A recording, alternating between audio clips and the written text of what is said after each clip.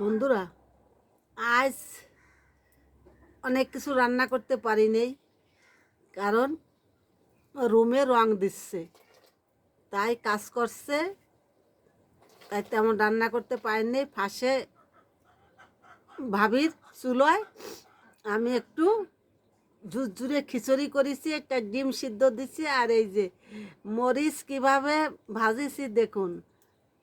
এই যে কাঠিতে মরিচ গাইতে, তারপরে উনুনে, এই যে উনুন, এই যে এই উনুনে দিয়ে দিছি, এই উনুনে এইভাবে দিয়ে মরিচ পুরাইছি।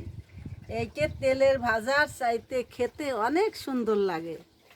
হ্যাঁ, আবার এখানে এসে বা ভাবির এখানে এসে আমি রান্না করছি, ভাবি বলছে আমার এখান থেকে রান্না করে নিয়ে যাও, তোমার ঘরে তো রং দিচ্ছে, ও রঙের ভিতর বসে তুমি কিভাবে ভিডিও করবা, এইখানে এসে ভাত রান্না করে নিয়ে যাও।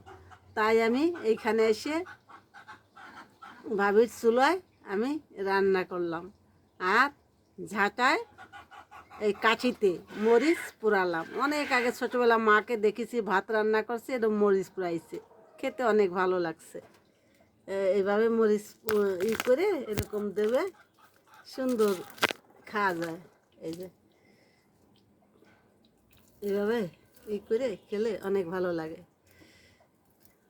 কিছু মনে করে না বন্ধুরা, আজকে একটু কষ্ট হলো আমার ভিডিও করতে, তারপর আমি করেছি, যা পারিছি করেছি।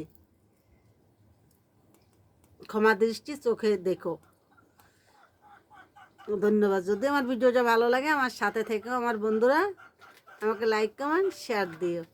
এই যে আমি খিচুড়ি রাঁধছি, দুটো ডিম সিদ্ধ দিয়েছি, একটা ডিম নষ্ট হয়ে গেছে, আর একটা ডিম এই যে আছে, আর আছে কুমড়ো, এই দিয়েই এইরকম সবাই খাবে।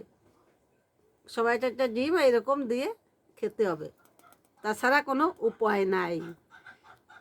ধন্যবাদ।